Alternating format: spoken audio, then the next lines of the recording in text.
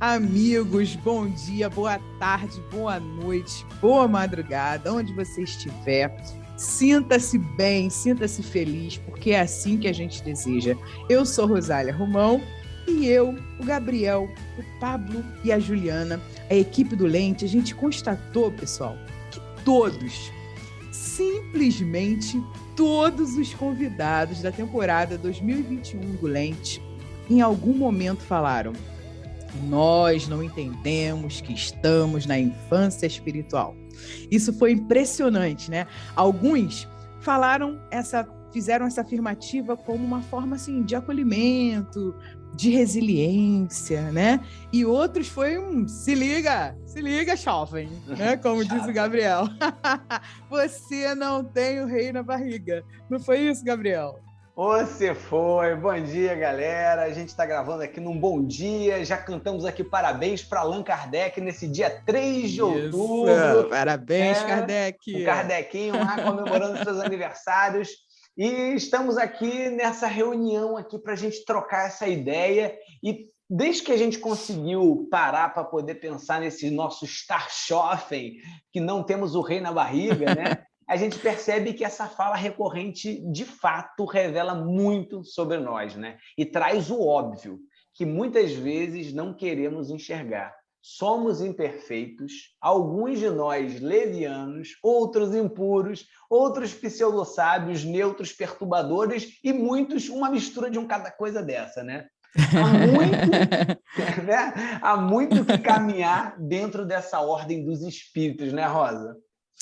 Se há, né? Mas a função da infância é essa mesma, Gabriel, é atribuir significados às coisas, situações, sentimentos, emoções e pessoas do nosso convívio. Mas o mais interessante é que infância ela vem etimologicamente de infans, que significa aquele que não é capaz de falar. E aí, quando eu soube desse significado, o primeiro olhar para esse significado assim me foi pejorativo, sabe? Como se, que isso, as crianças não têm vida própria, não têm sensações em primeira pessoa, né? Mas depois, estudando, partilhando, conhecendo, vivenciando, essa falta de resposta de si tem muito a ver com a maneira dos adultos nessa fase. Os adultos têm uma responsabilidade nessa fase. Como guias mesmo, sabe? Os adultos, eles muitas vezes esquecem que foram crianças, o que é bem egocêntrico. E levando para o lado espiritual, né? O que é ser espiritualmente infantil, né? É realmente a gente precisar de quem nos direcione os caminhos. Né? Não que sinta ou viva por nós, mas que nos oriente. E é sensacional aprender cada vez mais. Desenhar, apagar, rascunhar, fazer de novo. E é nesse sentido, né, que a gente recupera, que a gente conquista um conforto maior e nos sabermos infãs espirituais. Pessoal, estamos aprendendo, né, Gabriel? Certamente. E aí a gente começa, né, a refletir sobre o nosso crescimento, galera. Em como vamos nos aperfeiçoando, como vamos aperfeiçoar a força espiritual, a nossa habilidade de linguagem, fala, de escuta. Vamos ficando menos egocêntrico, raciocinando mais logicamente, desenvolvendo a nossa cognição. E é muito interessante perceber que as brincadeiras têm uma importância fundamental nesse processo. Exatamente. É por isso que hoje nós queremos esse reconhecimento nosso e de vocês. Sim, nós somos crianças espirituais, pessoal. E crianças, elas vão aprender com o lúdico, com a brincadeira, com a alegria, com a leveza e também com honestidade, com as orientações amorosas, com a descoberta dos sentidos. Esse é um caminho possível e convidamos vocês a trilhar esse caminho conosco. Afinal de contas, criança espiritual também precisa brincar. E quem não nos faz voltar à infância espiritual com maestria, como o riso e a brincadeira? Os palhaços, galera. Os palhaços são autênticos, engraçados, espalhafatosos e curiosos, mas também muito, muito vulneráveis. Para nós é uma honra e uma alegria receber aqui uma palhaça espírita, Priscila, para nos ajudar a estabelecer essa ponte entre a arte e a palhaçaria e a nossa infância espiritual. Rosa, conta para a gente abrir essas portas aí para a chegada dessa palhaça especial. Quem é ela?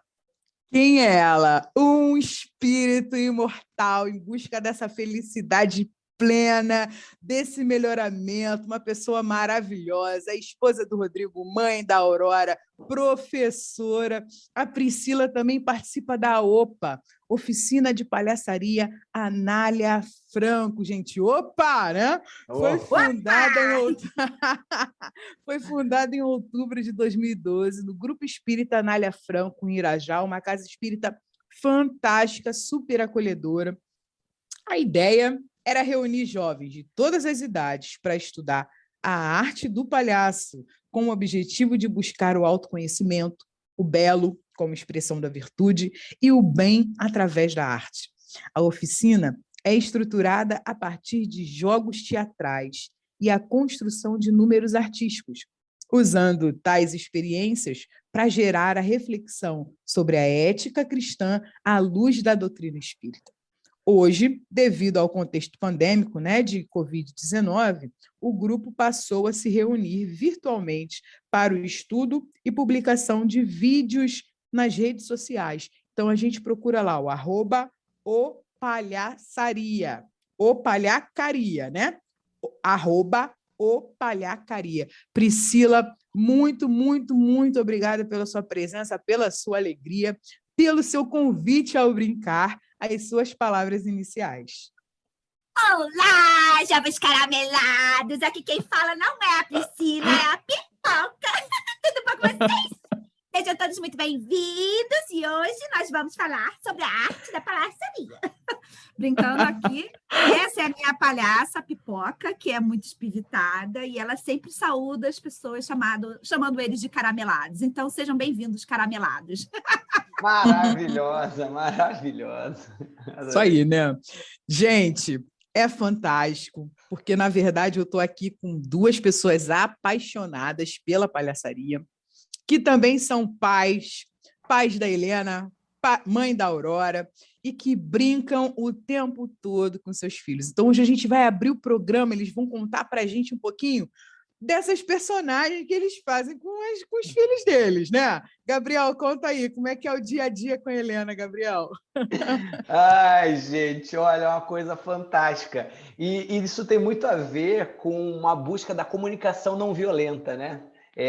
Não quero chegar aqui começando falando da parte braba, mas assim, se a gente quer ter uma alternativa de construção de diálogo, de respeito com a criança, algumas alternativas têm que ser feitas, né? Muito fácil é você dar chinelada, dar de castigo e falar grosso. Não dizendo que eu não fale grosso, né? Chinelada eu não dou, mas falar grosso de vez em quando a gente não tem alternativas.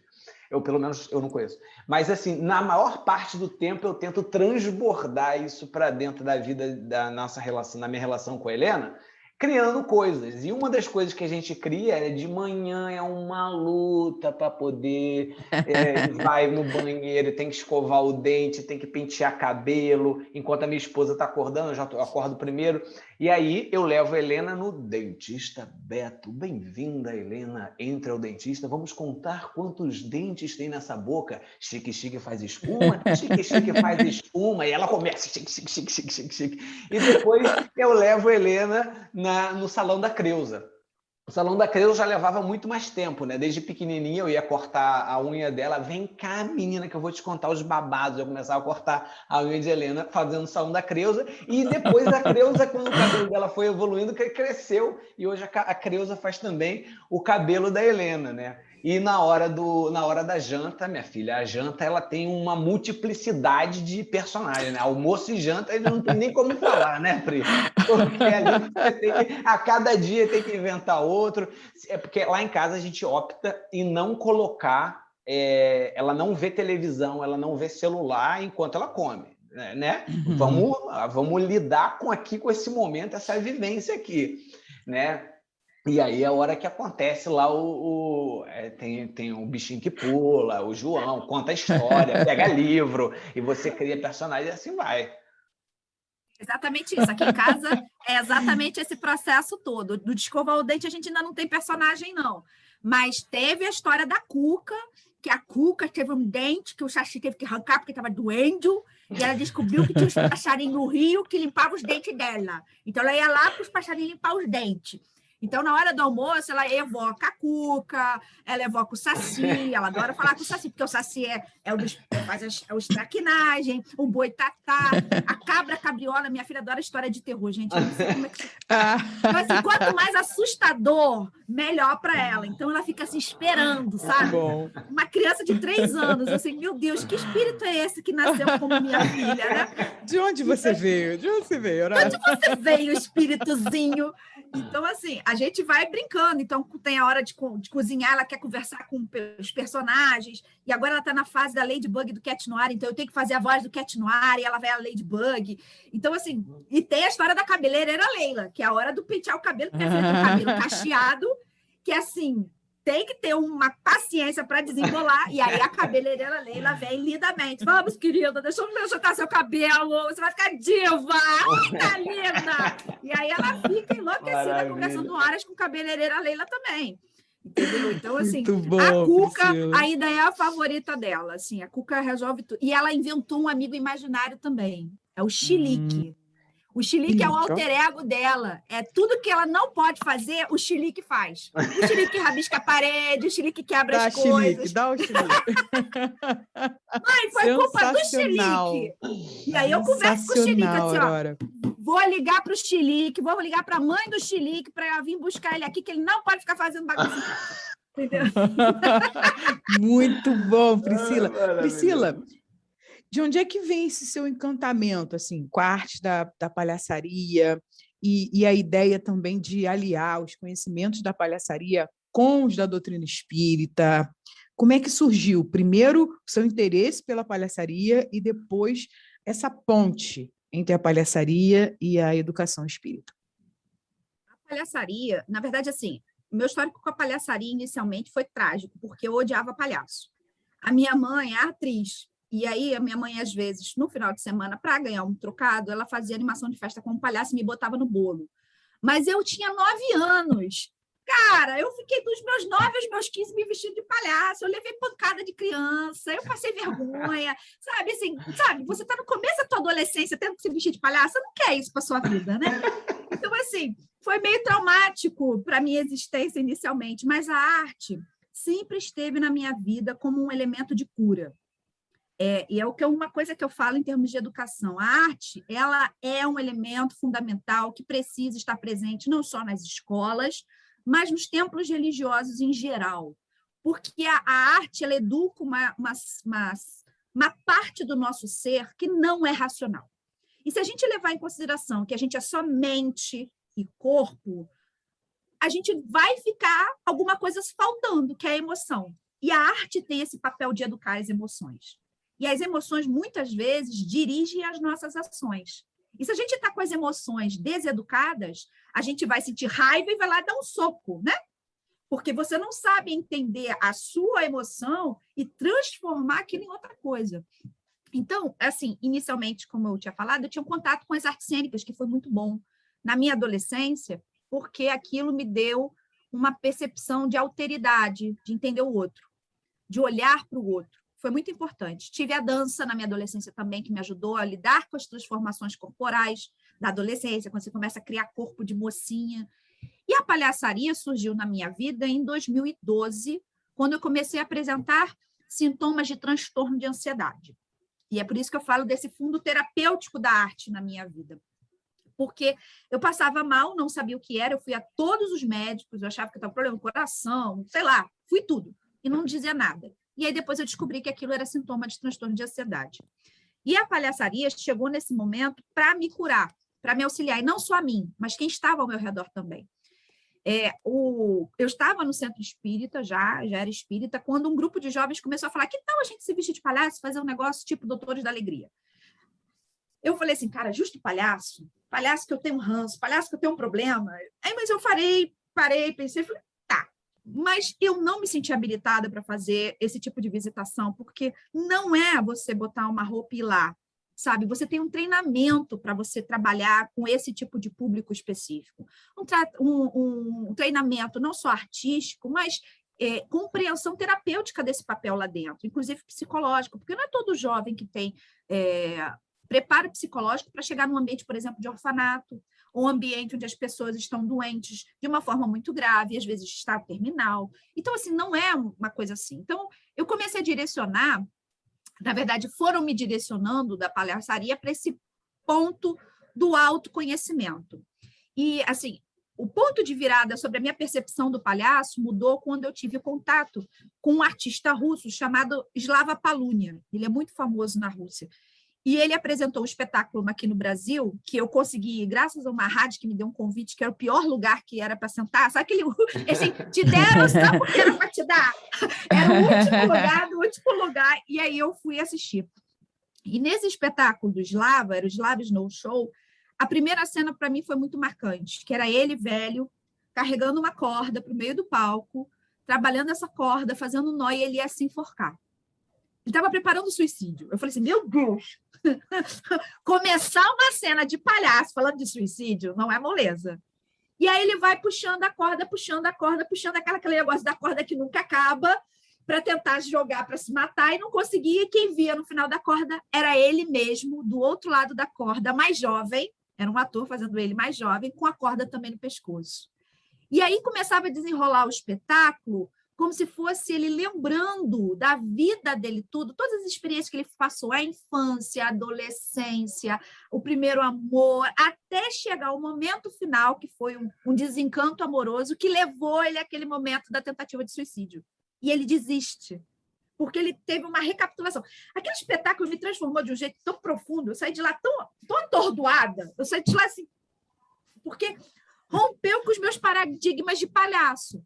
Porque palhaçaria, ela tem diferentes linhas. Você tem o que a gente chama de palhaço. Vamos fazer essa distinção aqui, tá? Não são todos os autores que falam sobre isso. O palhaço, que é o palhaço circense, que tem uma história muito característica de um grupo que vem do circo, que é uma herança familiar. Você não tem uma escola. A escola é a família que vive ali naquele ambiente circense. Geralmente, quem virava o palhaço era aquele artista que já não tinha mais fôlego para fazer malabares, nem outras coisas, então ele vai para a parte de palhaçaria. E o palhaço era aquele que, na verdade, enchia os buracos do espetáculo. Enquanto estava trocando cenário, trocando figurino, entrava o palhaço.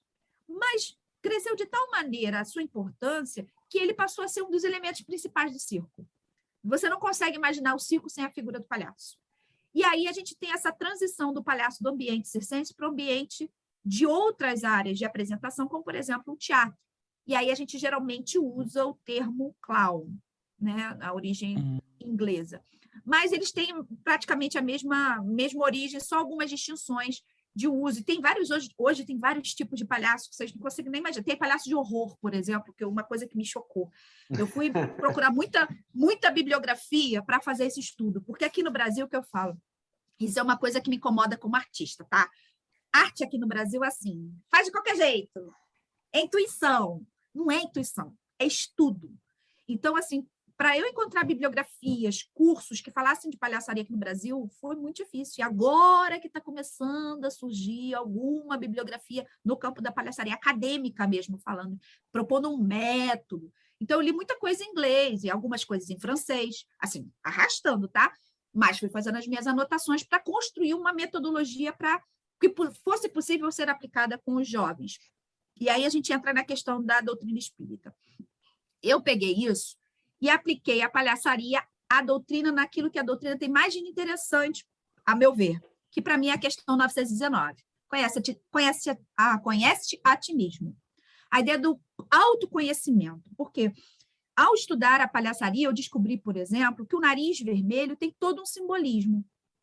O nariz vermelho não é uma máscara qualquer, não é uma maquiagem qualquer. O nariz vermelho é um machucado. O nariz vermelho é um símbolo de um tombo.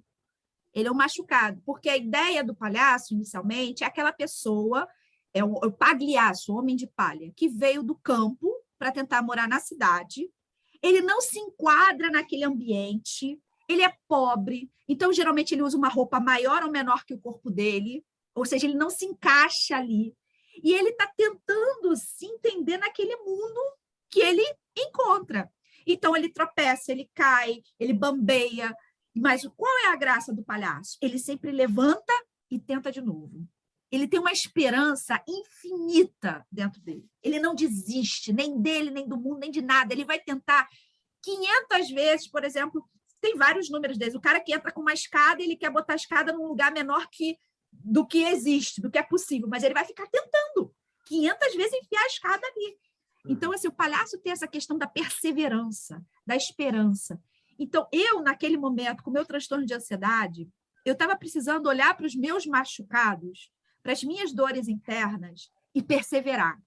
E levantar e tentar de novo, mesmo estando machucado, porque é isso que representa o palhaço. Ele está machucado, mas ele não desiste. E isso, para os jovens que estavam ali, fazia muito sentido. Porque quando você é muito jovem, você acha que o mundo tudo dá certo, aí você começa a dar de cara com os primeiros problemas, com as primeiras dificuldades, você já não é mais criança, já não tem tanto mais a proteção dos pais, porque chega um momento que o pai já não dá para proteger de tudo. Não é mais como um joelho ralado, né? Como diz aquela música, né? Dói bem menos do que um coração partido, né? Pois é, mas aí o coração partido como é que resolve? Eu, por exemplo, resolvi com palhaçaria. Como é que a gente resolve? Ressignificando isso, rindo da nossa dor, tentando transformar a nossa dor em outra coisa. Então, a gente começou também a receber, dentro da casa espírita, um tipo de público jovem que estava muito necessitado. E aí a gente entende a espiritualidade no seu trabalho. Jovens que tinham problemas de autoestima, problemas com o corpo, problemas de automutilação ou tendências suicidas, que foram se chegando a casa para aprender a lidar e a olhar para as suas dores.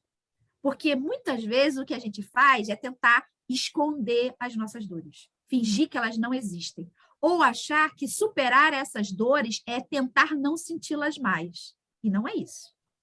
É preciso sentir a dor, mas é preciso também transformar essa dor em outra coisa. Por isso que o pessoal da música, a Rosália está aqui, não vai mentir para mim, as melhores músicas são os piores momentos da sua existência. Com Você certeza. pega aquela sua fossa, aquela tua dor de cotovelo e faz uma música lindíssima. Eu falo, meu Deus, que música linda! Porque é isso. Você pega aquela força que podia te destruir e fala assim, não, eu vou fazer uma coisa bonita com essa coisa feiosa que me apareceu. É isso. Foi assim que a palhaçaria foi entrando no meu caminho e com esse viés que a gente tenta trabalhar dentro da casa espírita, como um processo de autoconhecimento.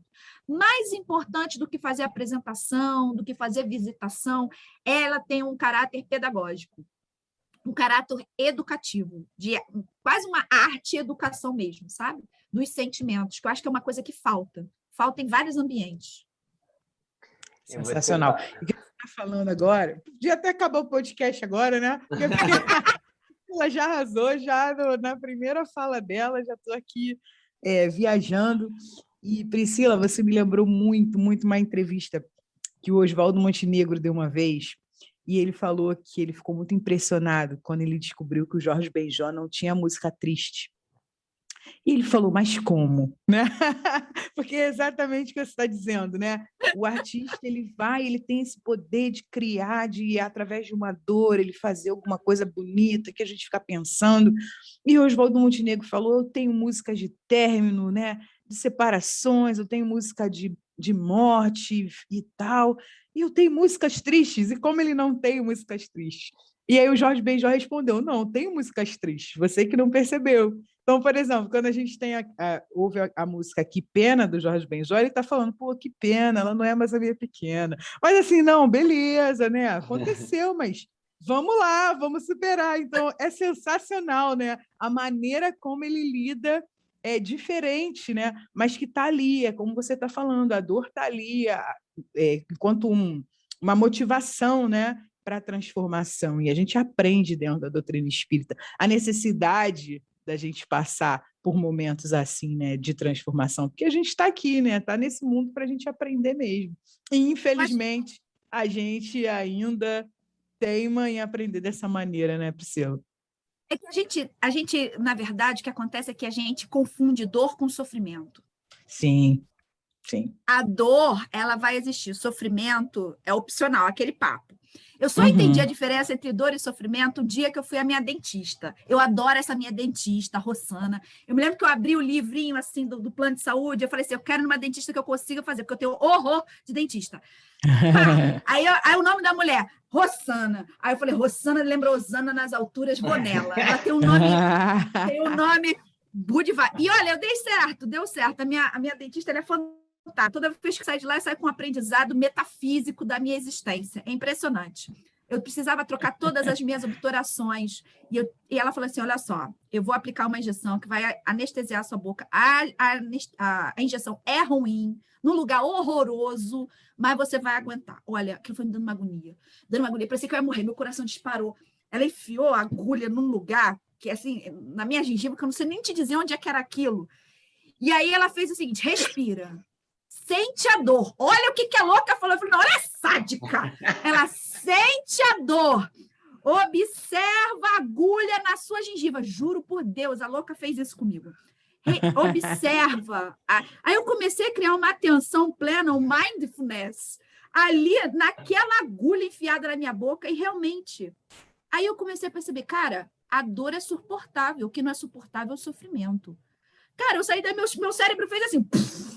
explodiu naquele momento. E aí, enquanto ela fazia a biobturação, eu acho que ela tinha uma pegada budista, ela falou assim: deixa eu te explicar uma coisa. O medo é que faz o sofrimento. Porque o medo, ele transforma, ele aumenta a dor de uma maneira que você não suporta. E ela falando assim com maior calma, furando meu dente, você tá entendendo? E ela falando, e eu com a boca aberta lá, assim, trágico. E ela falou assim: se você consegue observar a sua dor, sentir a sua dor, mas não deixar que isso entre o medo, você não sofre. Cara, aquilo fez todo sentido. Toda vez que eu dou palestra sobre sofrimento e dor, eu explico a diferença usando esse exemplo da minha dentista. Porque é isso. A dor, ela é suportável. O que torna tudo insuportável é o sofrimento, é o medo da dor. Isso é o sofrimento. É o medo da dor. Você começa a criar cenários na sua mente catastróficos, que às vezes são muito maiores do que de fato é a sua dor. Então, o palhaço, ele não tem essa capacidade de criar os cenários catastróficos. Porque o palhaço, ele vive no aqui, no agora, nesse presente. Então, se ele tiver que cair, sentir dor, ele vai cair, vai sentir dor, mas não vai ficar pensando no futuro, no que foi, no que será. Então, ele não tem isso. Ele está aqui no agora. Caí, levantei. Pronto, acabou. Porque já caí, não é mais aqui, ó. Já estou no meu presente. Ele vive o presente constantemente. Então, assim, para uma pessoa ansiosa, que é o meu caso, viver no presente é tenso. Você está entendendo, sim, né? Sim. Então, o palhaço, ele me puxa, bota o pé no aqui, no agora. Tá doendo, então sente a dor. Mas não fica no sofrimento, que é esse medo da dor. Porque quando a gente está no medo da dor, é que torna tudo insuportável. Então, era essa lição que eu queria dar para vocês, inspirada na minha dentista. Dentista Beto. Com você, dentista Beto. Dentista Beto. Não sou a dentista Rossana. E, cara, você falou isso, ô Priscila, eu já escutei mais o podcast do Márcio Balas. E uma das coisas que é um palhaço, né? Para quem não conhece, fica aí como indicação já o podcast Balas Cast, que é o podcast do Márcio Balas. E ele falou uma parada lá que eu achei fantástico. O Márcio Balas, para quem não conhece, ele trabalhou durante muito tempo e trouxe para o Brasil outra pessoa trouxe, mas ele participou dos palhaços. Participou do início. Dos Palhaços da Alegria.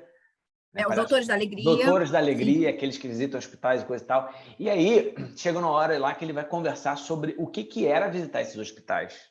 E ele falava assim, que quando você começou a falar, quando os jovens chegaram, né, na casa espírita, com aquela vontade de fazer palhaçaria, e você falou: calma, não é isso. A coisa é um pouco diferente.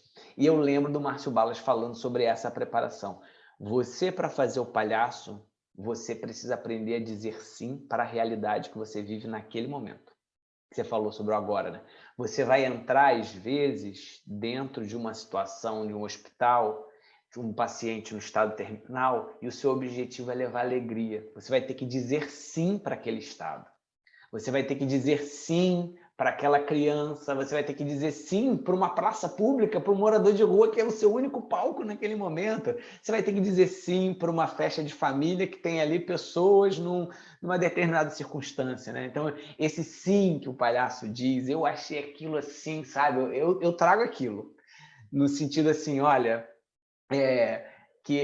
eu lembro assim que a gente fazia, eu cheguei a brincar de palhaço na época do grupo de teatro Sorrisos, que foi um grupo de teatro em Araruama que eu coordenei, eu falei para você, que te contei a história, e eu lembro que uma vez nos chamaram para fazer animação da festa de uma casa de uma amiga da comunidade.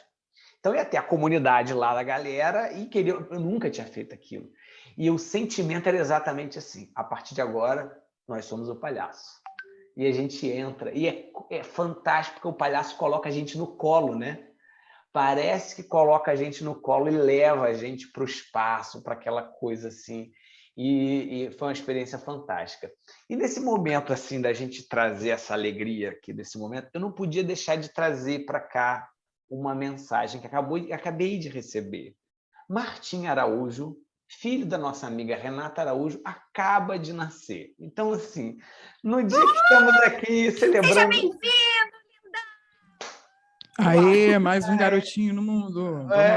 Vamos mudar esse mundo aí, meu amigo. O abraço à sua criança. No dia que estamos comemorando também o aniversário de menino Kardec, nasce menino Martim também. Aliás, Kardec era muito...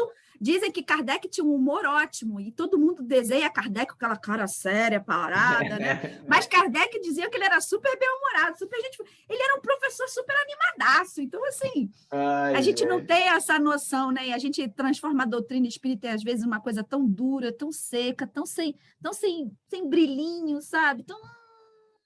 Acho que a gente merecia mais essa alegria, né, no contato com uma peça de um Kardec fanfarrão, né? Fica aí a ideia, um Kardec fanfarrão, Amigos da Luz, o Kardec fanfarrão, Priscila Zeredo. Vamos pensar no Kardec fanfarrão. E falando em Kardec, falando em Livro dos Espíritos, né? A gente traz aqui um pouquinho da questão 183, que vai falar um pouquinho dessa ideia da infância, né?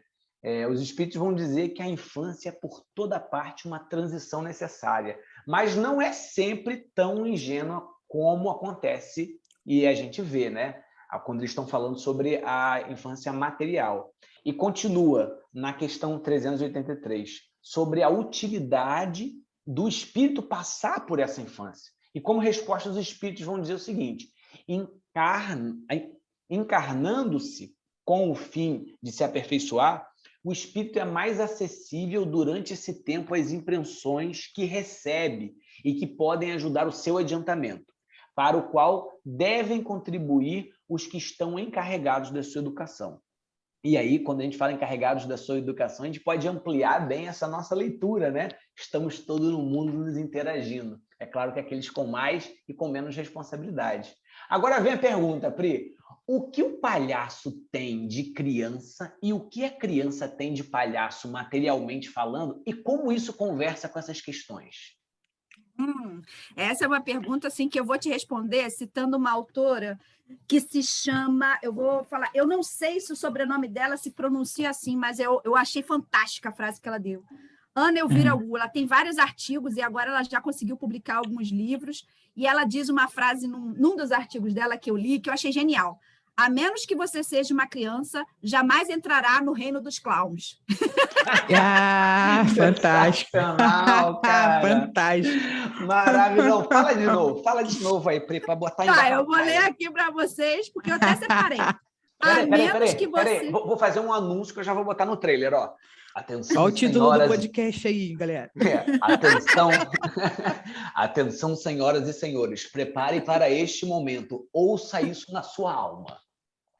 A menos que você seja uma criança, jamais entrará no reino dos clowns. Maravilhoso. Mas é isso. Muito bom, gente, muito bom. E aí a gente pode falar um pouquinho sobre como é formada, por exemplo, as oficinas de palhaçaria, né? A gente acha que a oficina de palhaçaria é como uma oficina de teatro, e não é diferente. Aliás, o ofício do ator e o ofício do palhaço, em termos metodológicos e técnicos, é diferente. E aí eu posso te dar algumas explicações básicas para você entender como é que essa história da criança entra. O ator, ele vira o personagem. Então, o ator vai estudar uma outra característica de uma outra pessoa e vai se transformar naquela outra pessoa. Tanto que tem atores e atrizes que modificam seus corpos, seus cabelos, seus olhos, para poder incorporar aquele outro personagem. Então, você tem aí um exercício de alteridade, de olhar para o outro. E tem uma outra característica no palco, que é a questão da quarta parede, que é o seguinte, o ator, quando ele está em cena, ele está vivendo aquela realidade da história. Então, se cai um refletor no meio do palco, o que o ator faz? Ele finge que o refletor não caiu. Se tem alguém tossindo desesperadamente na plateia, ele finge que não está acontecendo aquilo na plateia, porque ele está vivendo no tempo da história. O palhaço é justamente o oposto. É o outro lado do sistema. Porque o palhaço ele não é um personagem. O palhaço é você. E essa é a dificuldade do palhaço. É você no seu pior e no seu melhor. Você pega todas aquelas suas características que você não gosta e transforma elas numa coisa cômica, estereotipada, gigantesca. Imagina, eu dou um exemplo, por exemplo, de uma caricatura. Imagina você vai se transformar num personagem de história em quadrinho ou um personagem de desenho animado. Você pega todas aquelas suas características que você não curte muito e você, pá, estraçalha, coloca gigantesco, espalhafatoso, para que todos possam ver. E por isso o trabalho do palhaço, para um artista que trabalha com artes cênicas, não é um trabalho confortável. O trabalho de ator é difícil, mas o trabalho do palhaço é pior ainda. Porque os exercícios que você faz é de autoconhecimento. Muitas vezes, o que vai ser mais cômico no seu palhaço é aquilo que você odeia em você, que você não quer olhar de jeito nenhum. Por exemplo, a minha palhaça, ela usa um laço do tamanho do cosmos. Se eu pudesse fazer um laço de 5 metros, eu faria um laço de 5 metros e usaria. Por quê? Porque eu odeio laços. Aí você vai falar, você é sádica, você é masoquista, qual é o teu barato, mulher? Mas aí eu explico. O meu eu criança, quando eu era criança, eu era uma criança muito chata. Eu não tinha nada dessa pessoa que eu sou hoje. Eu sou hoje uma outra pessoa. Quando eu era criança, eu era uma criança muito adulta, uma criança que todo mundo olhava assim, nossa, você não parece criança, porque a vida me obrigou a ter um grau de maturidade por conta de questões familiares que não me permitiu tanto ser criança e brincar. E a minha mãe colocava em mim uns laços que eu odiava. Mas você está imaginando a orelha da Minnie Mouse? Uhum. Sabe? Aquele negócio, sem brincadeira, era um laço que cobria. Eu tenho fotos, eu tenho prints, como diria, eu tenho prints para provar que eu não estou louca. E aí, posta no Stories e marca a gente que a gente coloca lá. Com certeza. Eram os laços gigantes que de um lado da cabeça ao outro. E a minha mãe botava aquilo como criança e eu falava, eu não gosto disso, isso não sou eu como criança. Você está entendendo? Porque eu queria era botar o cabelo do lado, ou seja, mini adulto. Sim. E aí, quando eu me tornei palhaço, eu falei assim, o que eu vou resgatar da minha infância? O meu laço que eu odiava. Então, a minha palhaça, ela tem um laço, ela é espalhafatosa, ela gosta de falar, tudo que eu não era quando criança. E foi quando eu entrei em contato com essa palhaça que eu me tornei assim como eu sou hoje. Eu precisei curar isso da minha infância. E como é que a gente cura isso no processo de construção do palhaço? Aí a gente pode falar como um pouquinho sobre a metodologia da oficina de palhaçaria da gente. Pri, pode perguntar, Gabriel. Deixa eu falar uma coisa nesse ponto. Gente, olha o que ela está falando, porque às vezes, dentro das nossas casas espíritas, a gente pega o Conhece a Ti Mesmo e a gente pensa que o único método da gente fazer esse processo é página prece, água fluidificada. E olha só, a oração dela é viver o palhaço. A oração dela, a água fluidificada que ela bebe é ser o palhaço. É um resgate uma transcendência. Isso é uma oração, isso é uma vivência. Então, que a gente não coloque em caixas fechadas as possibilidades desse Conhece a Ti Mesmo. Isso vai transformar as nossas casas espíritas. Desculpa fazer esse parênteses rapidinho. Não, mas é isso mesmo. Esse foi o mote que a gente utilizou na minha casa espírita, porque inicialmente, quando eu levei o palhaço para lá, não foi bem visto não, tá? Porque casa espírita é centro sério. Os fluidos, gente, eu adorava essa frase, né? Os fluidos, vamos fazer palhaçada dos fluidos da casa. Vão espantar os bons fluidos.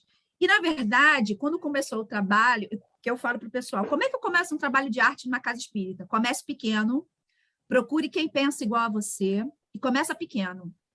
O que faz mudar a cabeça da velha guarda? Quando eles começam a ver resultado. Aí eles têm que dar o braço a torcer. Então, começa pequeno, não faz espalhar, não briga não entra em conflito. Começa pequeno ali, no sapatinho, aí vai começar a aparecer os resultados. Porque a gente nem tinha mocidade direito nessa época. E aí, por conta das oficinas, porque não foi só a minha só abriu a porta e depois entrou um monte de oficina junto, de arte, e a casa espírita da gente é uma casa que tem essa cara de escola arte, e aí começou a chegar jovem. E aí, quando o presidente da casa ia aos sábados ver, porque ele ia, na verdade, ver para fiscalizar, você tá entendendo? E quando chegava lá e sentia que a casa era uma outra coisa, eu me lembro da cara da pessoa, a pessoa bateu assim no meu ombro, essa casa é diferente aos sábados. Essa casa é uma outra casa aos sábados. Porque tinha uma energia das crianças, e assim, você via, porque a criança chegava de manhã, participava da evangelização, depois ficava para a oficina, e às vezes dava 4, 5 horas da tarde, e as criaturas estavam lá ainda dentro da casa, se apropriando da casa. Eu falei, gente, vai no cinema, vai namorar. E estavam lá. Já está entendendo? Por que eles estavam lá? Porque eles se sentiam acolhidos, porque aquilo fazia sentido, porque aquilo transformava eles por dentro. Então, e a gente viu vários casos de criança que não abriu a boca e era um palhaço incrível. Mas ele só era palhaço incrível quando estava no palhaço. Mas aquilo transformou ele por dentro. E eu tenho contato com esses... Hoje já estão adolescentes bem, mas na época eram crianças. Mas isso transforma eles por dentro. Então, serviu de exemplo realmente de transformação. Porque, como eu disse, e aí a gente volta lá no Leon Denis, quando ele fala da arte, né? Arte e espiritismo. É claro que ele vai falar das grandes artes, né? Circo, palhaço é coisa pequena, né? Então, assim, ele nem cita o teatro, ele fala da arquitetura, da música, ele fica 3 horas falando da música, entendeu? 3 horas falando da música, da arquitetura, da pintura, aí entra o palhaço. Mas tem essa questão de educar essa dimensão do ser, que não é uma dimensão racional. O próprio Leon Denis fala uma coisa que eu acho lindíssima, quando a gente fala dos atributos de Deus, né? Deus é onipresente, onisciente, blá, blá, blá, mas tem uma dimensão de Deus que é inominável.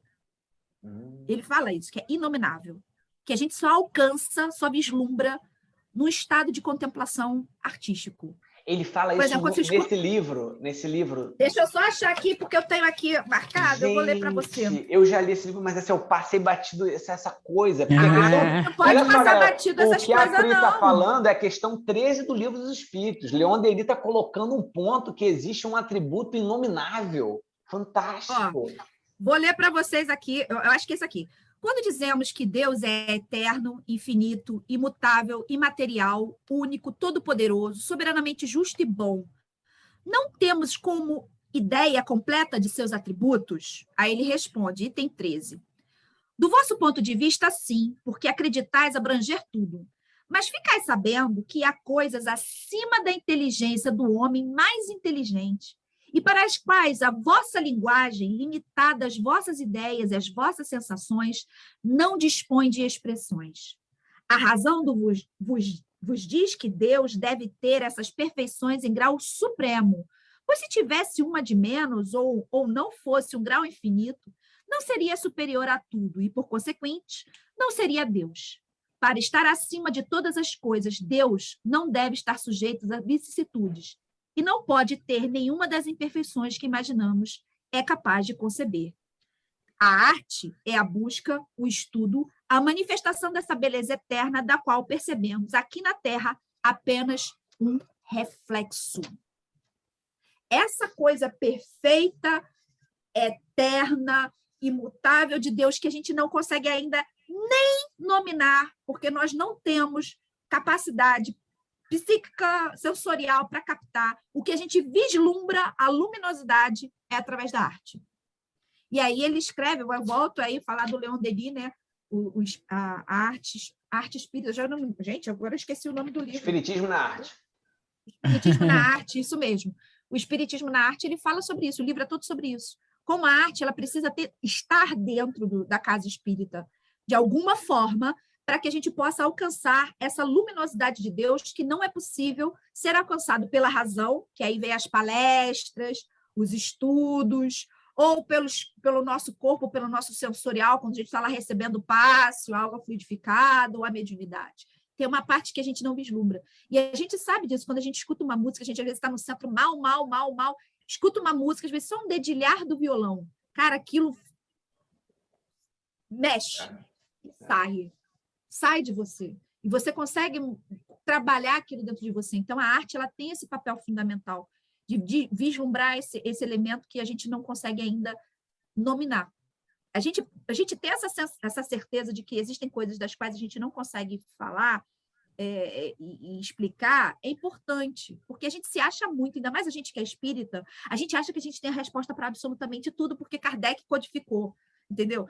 Mas tem coisas que a gente ainda não alcança. E a gente tem que lembrar daquela parte lá do Kardec, quando o Kardec começa a fazer um monte de perguntas para os espíritos, e os espíritos falam assim, você ainda não tem capacidade para compreender tal coisa. E aí vem a história de sermos crianças espirituais, entendeu? Exatamente. Você ainda... Não adianta eu te explicar que tu não vai entender nada. Então, vai trabalhando no seu arroz com feijão, vai no seu passo a passo.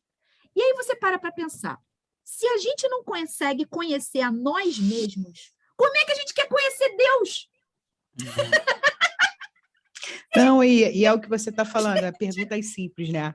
Na Netflix entrou um desenho agora chamado Ada Batista Cientista. Gente, fantástico, já fica como indicação. Ada Batista Cientista. É uma garotinha que ela vai, por exemplo, o primeiro desafio dela, o seriado, o desenho abre assim, um irmão mais velho tem uma casa e diz para ela assim, você só vai entrar se você conseguir abrir sem encostar na casa. E aí fica ela e os amigos, aí a gente vai entrar, aí os amigos, a gente confia na Ada, porque ela já sabe a resposta. E a Ada fala, não, eu não sei. Aí eles, mas como você disse que vai conseguir entrar? E ela falou, calma, ciência é isso. A ciência vai partir do eu não sei. E a gente precisa aprender a falar que não sabe, né? É fantástico. Isso daí dá uma leveza, né? A gente está aqui dentro do movimento espírita querendo ter resposta para tudo. A gente começou a construir o Lente Espírita pensando em pautas que estão no mundo e como, quando a gente joga a lente espírita, a gente consegue entender de uma outra maneira. Mas a principal leveza que veio, por exemplo, do ano 1 do Lente Espírita para o ano 2, é que a gente, no ano 1, começou a conversar com o espiritismo. E agora, no ano 2, a gente está começando a conversar com os espíritos, com as almas que estão encarnadas, vivenciando nesse planeta essas experiências, né? Que são muito desafiadoras, que são múltiplas e que a gente precisa entender, né? Que a gente precisa escutar, né? E aí, vendo esse desenho, eu comecei a pensar, caramba, como pode ser simples, né? Como pode ser divertido quando você parte de um princípio básico, que eu não sei.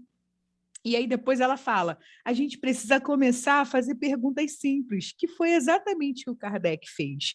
Ele não fez perguntas falando assim, não, vocês não são geniais, pô, que isso, né? Falante do espírito de verdade, né? Só cabeçudão, sabendo falar sobre vários assuntos, vou deixar tudo mais complexo, né? Ele não fez isso. Ele também parte de perguntas simples e entende, Priscila, quando os espíritos falam, olha, isso você não tem, né? Você não consegue compreender ainda. A gente não consegue, a gente tem essa dificuldade, por exemplo. E a nossa dificuldade ali, né, no século XIX ainda perdura. Então, assim, uma das questões que o Rodrigo, né, trouxe para a gente foi de falar, né, do espiritismo como um ponto de partida e não de chegada, que foi mais um alívio que a gente viveu aqui no Lente, né, Gabriel? Tipo, olha, cara, é isso, sabe? A gente não tem que saber sobre tudo. A gente tem uma entrada aí de um cara super bem-humorado, que é o Kardec, que já entendeu que cientificamente é preciso a gente saber que não sabe, né? Que só a gente só sabe que nada sabe, exatamente, e fazer perguntas simples, né? E a gente vem, por exemplo, a ciência moderna, a ciência contemporânea, o Einstein fala exatamente a mesma coisa. Gente, metodologia se constrói com perguntas simples. E aí alguém perguntou para ele, certa vez, Einstein, como que você conseguiu chegar tão longe, né, nas suas descobertas? E ele falou, não, as descobertas mais profundas são as descobertas de Deus.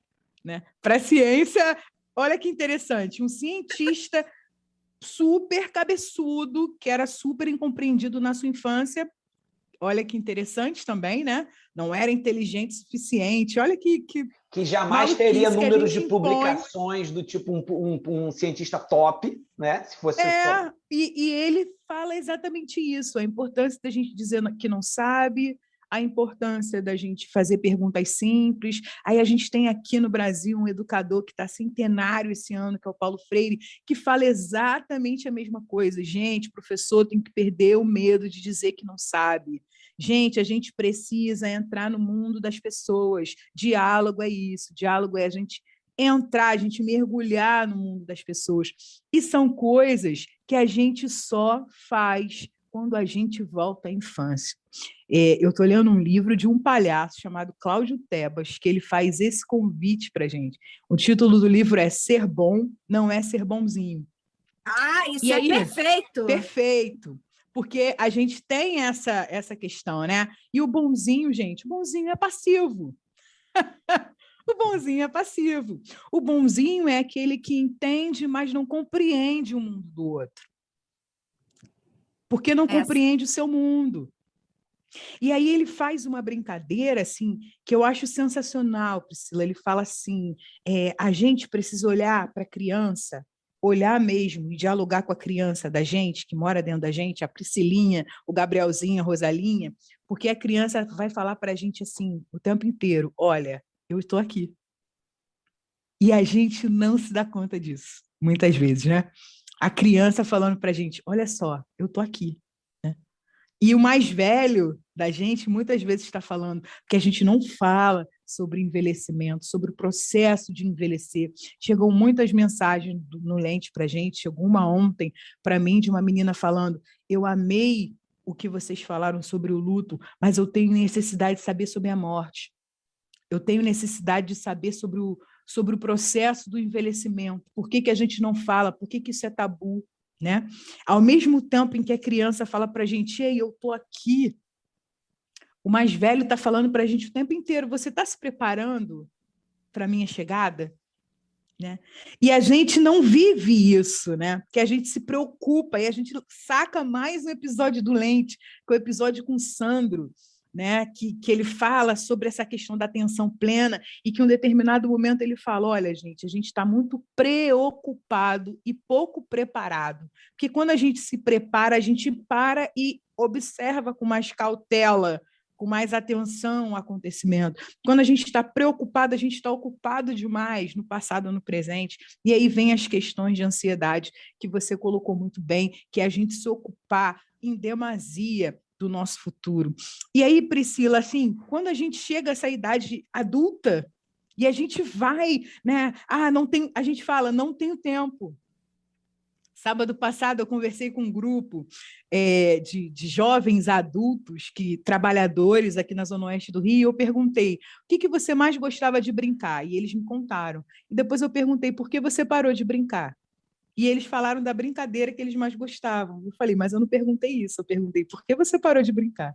Por que a gente para de brincar? E muitos de nós diz: é porque eu não tenho tempo.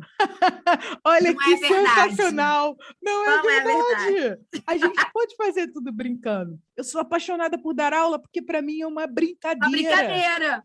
Nossa, sabe? Eu faço várias vozes na sala de aula. Olha só que maneiro, sabe? Quando eu toco, o povo tocando. Um amigo meu, Tuca Alves, que é um músico sensacional, ele falou: Rosália, quando eu faço um arranjo, eu já estou pensando, quando eu toco um violão, eu já estou pensando em todas as músicas, os instrumentos que vão entrar. E aí eu só passo para o papel. Eu falei: cara, é isso!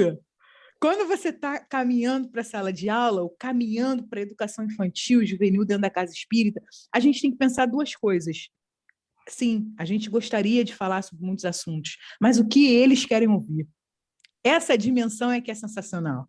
Essa dimensão é que é fantástica. E isso, pessoal, eu, Gabriel e Priscila, a gente está fechado que a arte tem esse papel.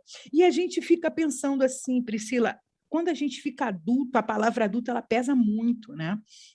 Materialmente, a gente vai ficando muito enrijecido, a gente tem hora para tudo, hora de trabalhar, hora de comer, hora de dormir, e aí a hora de brincar. A gente não tem tempo, né?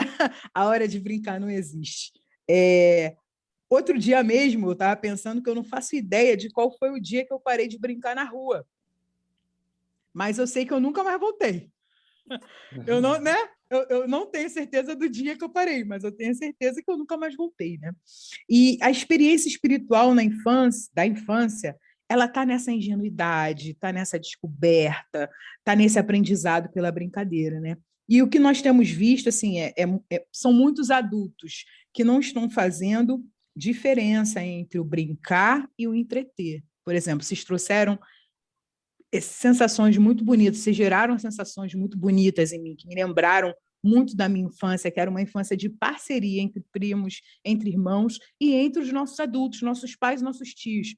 Um incentivo para brincar na rua, um incentivo para tomar banho de chuva, um incentivo para fazer teatro.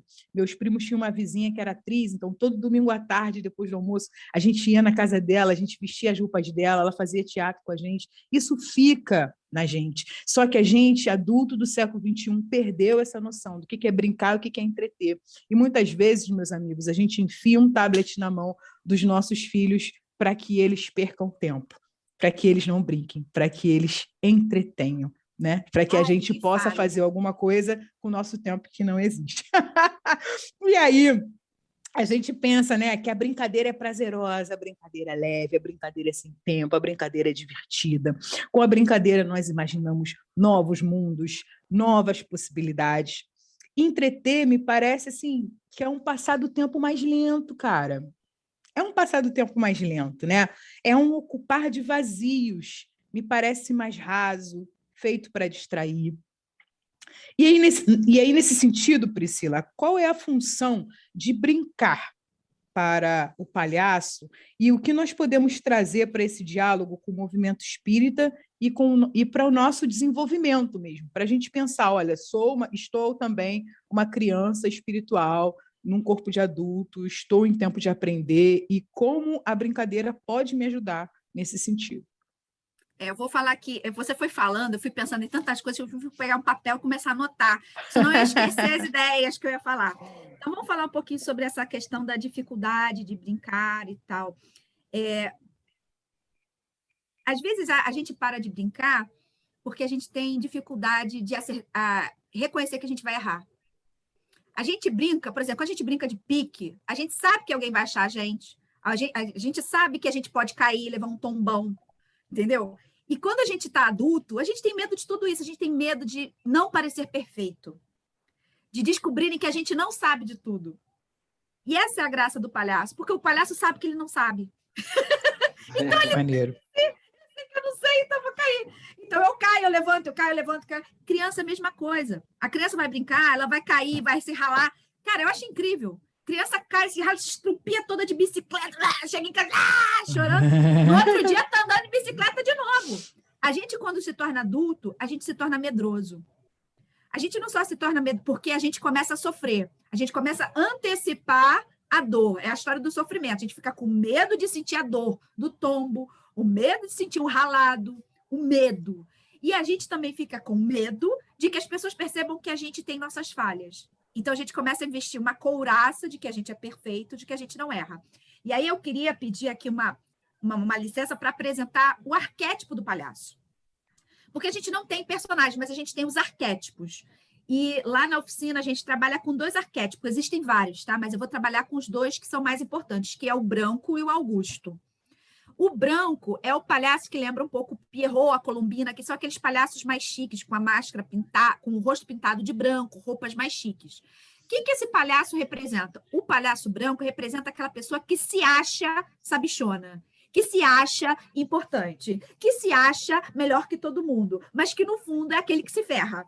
Mas ele tem ali, a graça desse palhaço branco é que ele o tempo inteiro está fingindo que ele está perfeito, que ele está bem, que está tudo maravilhoso, mas sempre acontece alguma coisa que resvala e que mostra que ele tem um defeitozinho.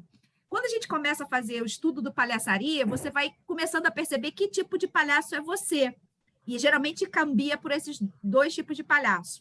Geralmente adulto, que é muito rígido, sabe aquelas pessoas muito certinho, engomadinha, cabelo ajeitadinho, vai ser um excelente palhaço branco. Porque ele vai utilizar essa coisa do engomadinho, do perfeitinho, para determinado momento escapulir, mostrar que mas vai tentar voltar para fingir que está tudo certo. Não, eu não sou ruim. E tem o Augusto. O Augusto é aquele palhaço que ele sabe que ele é todo errado. Ele erra o tempo inteiro, ele não acerta nada, ele é feio, ele é esquisito, ele é todo estrupiado, mas ele é tão absurdo, que às vezes ele errando, acerta. Sabe aquela coisa do improvável, o cara acaba acertando, você fala, aí ele faz assim, aquela cara, eu consegui? Aí tudo, ele nem percebeu que conseguiu, porque ele é tão atrapalhado que consegue. Para poder ajudar, e eu dou sempre essa referência para poder você entender, pensa no Chaves. O Chaves, ele é um grande número de clown. A estrutura daqueles personagens são um grande clown. Por exemplo, o Chaves seria o Augusto, é aquele que está sempre errando, destruindo o sonho dos palhaços brancos que são perfeitos, idealizados, que não erram. Tipo, Dona Florinda, o Kiko, o professor Girafales, o seu Barriga, são todos palhaços brancos. Que a gente morre de rir porque justamente em algum momento a falha, o erro, resvala e eles tentam fingir que nada aconteceu. Enquanto que o seu Madruga, a Chiquinha e o Chaves seriam o Augusto, que você olha para a cara deles e fala assim, é ferrado, é tudo errado na vida, mas de vez em quando acertam. Então, assim, meu palhaço, ele cambia entre esses dois. Uma hora meu palhaço é meio Augusto, uma hora meu palhaço é meio branco. Então, eu consigo observar onde é que eu estou sendo branco e onde é que eu estou sendo Augusto, mas tem gente que é só Augusto, tem gente que é só branco. E aí depende de como você quer apresentar. E como é que a gente descobre, aí vem a história do brincar, que tipo de palhaço é a gente? Brincando. A oficina de palhaçaria, eu vou contar a estrutura para vocês entenderem. Pelo menos a metodologia que eu comecei a desenvolver lá, inspirado no Jacques Lecoq e tantos outros, e até as oficinas que eu fiz aqui no Rio de Janeiro, a gente começa com uma brincadeira de aquecimento. Na verdade, a gente primeiro começa com o evangelho, a gente faz uma oração, abre um livro qualquer. Geralmente a gente abre esse livrinho aqui, Sabedoria Todo Dia, do Lorival Lopes, já está até todo moído, que tem uma mensagem positiva. E geralmente cai uma mensagem que tem a ver com algum problema de alguém naquele momento. É ótimo. Algum problema que a pessoa está tentando esconder ou não está conseguindo lidar. E a gente joga isso para brincadeira. As brincadeiras de aquecimento são brincadeiras de roda, pique-pega, juro por Deus. Aí você imagina você fazendo isso. Ah, Helena! E aparece a Aurora. Oi, a Aurora é Helena. exatamente assim, com esse cabelo lourinho cacheado. Oi, Helena! Fala, tudo oi, bom? galera. Oi, galera. Beijo. Ai, meu tudo Deus, bom? que voz linda.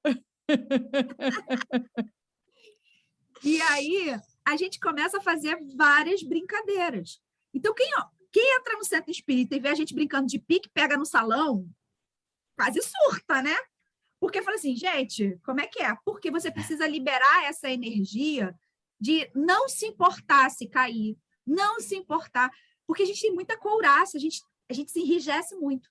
E depois a gente passa para os exercícios propriamente ditos de palhaçaria, que a gente chama de desafio.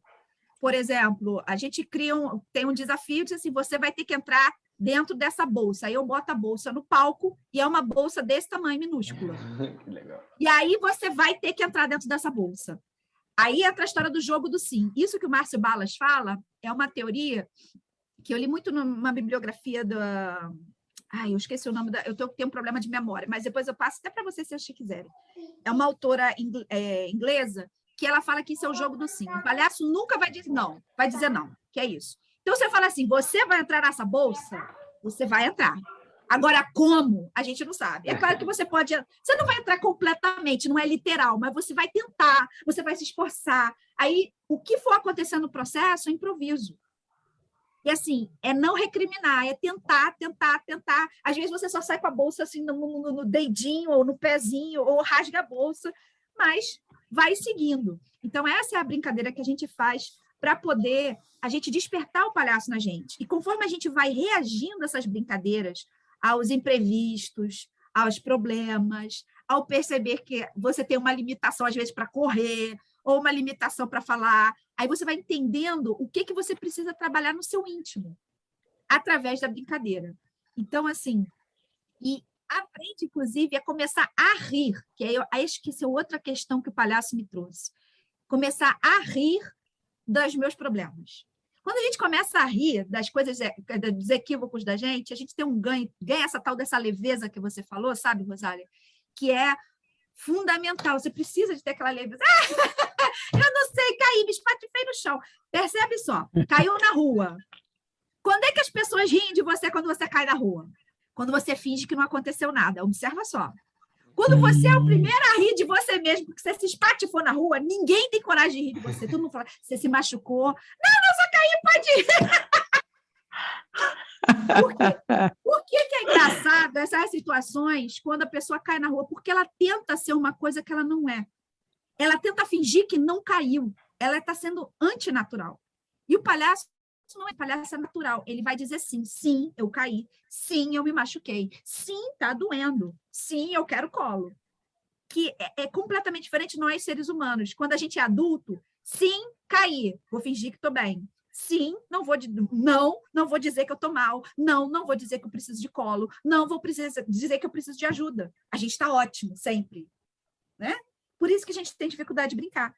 Porque para brincar, a gente tem que aceitar que a gente vai cair, que vai doer, que a gente vai precisar de ajuda. Então, eu acho que esse é o grande... Isso lembra muito a primeira bem-aventurança, né? Bem-aventurados pobres. Bem-aventurados aqueles que reconhecem o seu estar pobre, espiritualmente, né? Bem-aventurados pobres de espírito. Bem-aventurado a gente, ou qualquer um, que reconhece que espiritualmente é pobre. Que somos crianças, que somos crianças espirituais. E se a gente reconhece esse nosso estado, é mais fácil ir para a próxima bem-aventurança. Por isso que começa com essa bem-aventurança. Por isso que é o primeiro passo para entrar no reino, né? Na ideia do reino. Eu reconheço o meu estado de agora, eu acolho o meu estado de agora. E aí, eu rio do meu estado de agora. Eu rio do meu estado de agora. E nesse estado, eu começo a receber as bênçãos que vão me ajudar a sair desse estado, né? Que vão me ajudar a melhorar ou progredir nesse estado. As pessoas acham que o fato de você reconhecer uma limitação, uma dificuldade ou uma dor, aquilo te menospreza, aquilo diminui o teu valor. E, na verdade, não é. É quando você é capaz de olhar para a sua dor, para a sua limitação, que você vai reconhecer, opa, tá, eu tenho esse problema. Então, o que eu posso fazer para conseguir contornar, melhorar? Porque tem problemas que, às vezes, a gente não vai mudar. Então, a gente pode contornar, aprender a conviver com. E esse é o grande barato. Mas as pessoas têm medo de serem rejeitadas, medo de serem não queridas, medos. E aí a gente volta para a história do sofrimento. Isso é sofrer. É o teu medo. O sofrimento é medo, ele não é dor. Porque a criança tem dor, ralou o joelho, mas ela desiste de andar de bicicleta? Não. Mas se o adulto ralou o joelho, não vou nunca mais andar de bicicleta. Fica naquela sofrência, e deita, e chora. Aí sofre, porque ela está com medo de cair e ralar de novo. Mas a criança não vai ter isso. E acho que é por isso que a criança é tão kamikaze, né? Os pais ficam arrancando o cabelo. Não sabe! Não sabe calar! Porque a criança não tem o medo do tombo. Ela não tem o medo da queda, ela não tem o medo... Ela levanta e faz de novo, entendeu? E eu acho que falta esse medo do tombo da gente, sabe? Porque se a gente confia mesmo na doutrina que a gente professa, naquilo que a gente está lendo, a gente sabe que não existe nada errado e nada perdido na misericórdia de Deus. Até os tombos da gente espirituais servem para alguma coisa. E a gente aprende muito com os nossos tombos. Eles estão ali para poder a gente aprender, não é para machucar. A gente tem que acreditar na misericórdia divina do aprendizado. Quando a gente vai na doutrina, vai na Centro Espiritual, você veio pelo amor ou você veio pela dor? E aí fica parecendo uma coisa de castigo, sabe? Mas não é castigo. O que é a dor quando a gente está doente no nosso corpo físico? A dor é alguma coisa dizendo que tem alguma coisa errada. O nosso corpo está dizendo, está errado, modifica, está errado, modifica. Ele não é uma punição, ele é só um sinal de alerta. Ele é um ui. Então, se você está passando por um momento de dor emocional, dor espiritual, você não deve entender isso como um castigo. Você tem que entender isso como um alerta. Tá, ok, está doendo. Por quê? Como? Onde? O que eu posso fazer para poder crescer com isso? Para poder não sentir mais essa dor, modificar. É esse tipo de exercício que a gente faz com a palhaçaria. Então, aquilo que muitas vezes a gente trabalha na doutrina do ponto de vista intelectual, Nesse caso, a gente trabalha através da arte, fazendo esses exercícios, porque aí eu vou trazer um outro conceito para vocês que eu acho interessante, que é o do sentimento estético. Não sei se a Rosália já ouviu falar. Ele vem eu peguei en passant de um livro chamado Educação pela Arte, de Herbert Reed. Esse autor ele vai falando da importância da arte na educação como um todo. Não a arte só pela arte, mas porque a arte é importante para educar essa dimensão do ser que é inominável, que é o emocional. E ele vai dizendo que a arte ela cria o sentimento estético. Por exemplo, você não precisa saber o que é um grande amor para sentir um grande amor. Se você vê um filme e você tem um processo de imersão no filme, onde tem uma história de duas pessoas apaixonadas, você consegue, de certa forma, criar uma simulação dentro do seu coração de como é estar apaixonado, de como é vivenciar. Então, a arte ela vai meio que te treinando para quando passar por uma determinada experiência emocional. Isso para o bem, isso para o mal, porque a arte é neutra, o problema é como a gente utiliza. E é por isso também que a gente, às vezes, tem tantos problemas emocionais, porque você vai construindo filmes e narrativas de romance, por exemplo, de amor, que é maravilhoso, é lindo, é tudo perfeito o tempo inteiro. Aí, quando você casa, descobre que tem vários problemas, que você tem que ter muita perseverança, paciência. Aí você fala, eu não amo mais a pessoa. Não, às vezes você ama, porque você não entendeu que amor é muito mais do que aquilo que você viu na obra de arte. Sim. Então, a arte ela tem esse papel educador. A questão é como a gente utiliza essa arte. Aí eu acho que a doutrina tem um papel fundamental. Usar a arte para a educação do autoconhecimento, de você saber quem você é e o que você pode oferecer para esse mundo. Era isso que eu queria falar depois que eu anotei tudo que você falou. Pô, Priscila, fantástico. E a gente fica pensando, né, cara, por que as pessoas falam quando a gente está fazendo alguma coisa ruim, falam, você é um palhaço, né? Quantos aprendizados a gente teve hoje, né? E é utilizado, né? Muitas vezes é utilizado no sentido pejorativo. E aí você nos traz, através da palhaçaria, a noção de empatia, a aceitação divertida do não e do erro, a proposta da gente se conectar com outras pessoas, a proposta da gente escutar as outras pessoas e se escutar, amar as outras pessoas e nos amar, né? Amar o nosso lado que mais nos desagrada, né? Nesse sentido, que foram coisas enormes que você trouxe hoje para nós, você poderia assim, definir assim, brevemente, né? O que a gente aprende se encarando no espelho como um palhaço? O que a gente aprende sendo palhaço? Trazer aqui para você, como você falou, na história de xingamento com palhaço. Eu não gosto, não, quando o pessoal chama de palhaço, porque para mim é um elogio. Porque o palhaço, ao contrário do ator quando faz um personagem, voltando mais uma vez na comparação, você constrói aquele personagem para aquela peça, ou para aquela novela, ou para aquele filme, e depois acabou. O palhaço não é você. E você nunca é o mesmo personagem. Então, o seu palhaço ele evolui conforme você também vai evoluindo. Se vocês puderem ter a experiência de assistir um curta-metragem do Chaplin no começo de carreira e os filmes já no finalzinho da carreira, você vai ver que, apesar de ter a mesma physique de rôle, o mesmo aspecto físico, são palhaços diferentes. Porque ele vai modificando as suas características conforme ele, indivíduo, vai se modificando. Então, o palhaço ele está em constante autoconhecimento e autoaprimoramento. Não só como indivíduo, mas como personagem também. Então, coisas que você faz, trejeito, figurino, vai se modificando conforme você vai se modificando junto. E aí eu vou trazer uma outra coisa que eu acho curiosa. Tem gente que não só xinga os outros de palhaço, mas tem gente que tem pavor de palhaço. Eu tenho um amigo que tem pavor de palhaço, inclusive, de vez em quando, para brincar, a gente manda umas fotos para ele, assim, só para dar uma... Aí, a gente vai para o lado psicológico da coisa, né? Por que as pessoas têm Priscila, e o que você está falando? Só vou te cortar, porque você falou uma parada que está aqui na minha cabeça no tempão. E o Gabriel agora falou isso. Porque, por exemplo, às vezes, quando a gente faz alguma coisa, fiz papel de bobo, aí tem a figurinha do palhaço, né? Aí a pessoa manda. Mas é o que você está falando, assim. Na verdade, fazer o papel de bobo não tem a ver com você, tem a ver com a pessoa que fez. Que te enxerga assim. Né? A maldade é a pessoa, né? A inabilidade de se relacionar da pessoa não tem a ver com você. né?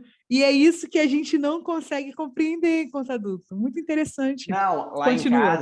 lá em casa tinha, minha mãe me deu de presente um quadro de um palhaço, né? Eu fiz aula de pintura na época, claro que não continuei, não deu certo, mas... E na época... Era expressionista, Gabriel.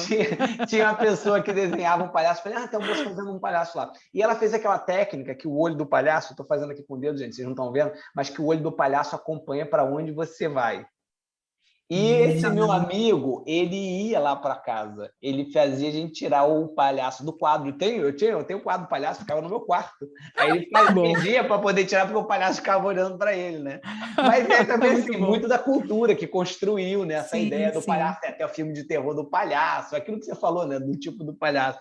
Mas até hoje a gente aproveita para isso de vez em quando, assim, manda um videozinho que começa com uma coisinha bonitinha, do nada aparece o palhaço. Não, eu aconselho depois vocês irem lá no Instagram do Palhaçaria, porque a gente fez 2 vídeos nessa quarentena, um falando de uma pessoa que tinha medo de palhaço, e eu falei sobre isso, e uma outra falando sobre como a gente amar o próximo, e aí eu falo do It, né? Eu falo dos tipos de palhaço, né? Que a gente é difícil lidar, o palhaço It, o palhaço do McDonald's. É mesmo, não. O palhaço Coringa! Então, tem vários tipos de palhaço, mas assim, voltando, o palhaço, ele é assustador porque ele reconhece o seu ridículo. E ele não tem problema de viver com o ridículo dele.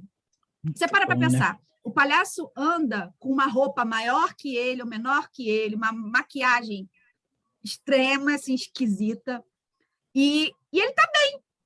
Quem fica mal são as outras pessoas, que olham para ele e aquilo incomoda. E por que incomoda? Porque não é fácil você lidar com o seu ridículo. Você olhar para você e falar assim, eu tenho isso dentro de mim. Então, você fala mal do outro. Você fala, feio, horroroso, porque, na verdade, você está falando de você. Então, assim, o palhaço, às vezes, é feio, é desajustado, é incoerente, é indesejado. Porque, no fundo, a gente se sente assim.